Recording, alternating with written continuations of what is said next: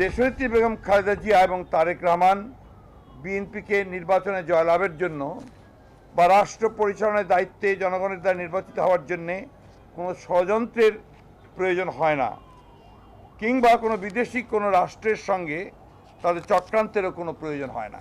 কাঁচের ঘরে বসে অন্যকে ঢিল মারবেন না।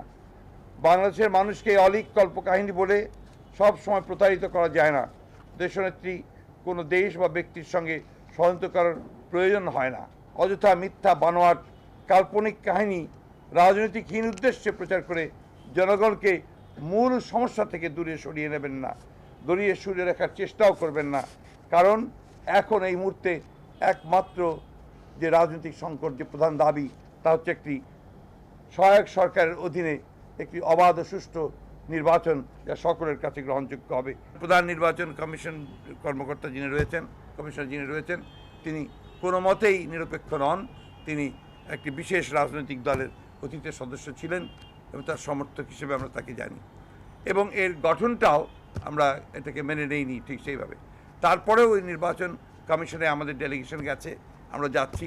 আমরা গণতান্ত্রিক সমস্ত প্রক্রিয়াগুলোকে কাজে লাগাতে চাই এবং আমরা আন্তরিকভাবে চাই যে একটা গণতান্ত্রিক প্রক্রিয়া ফিরে আসুক, একটা সুষ্ঠু নির্বাচন হোক এবং সুষ্ঠু নির্বাচনের মধ্যে দিয়ে জনগণের রায় প্রতিফলিত হোক। কিন্তু আমরা এটাও জানি যে এই সরকারের অধীনে নির্বাচন হওয়া অত্যন্ত কঠিন, দুরূহ, অসম্ভব ব্যাপার। সেজন্যই আমরা বারবার করে বলছি যে এখানে একটা সহায়ক সরকারের অধীনে সেই নির্বাচনটা হতে হবে।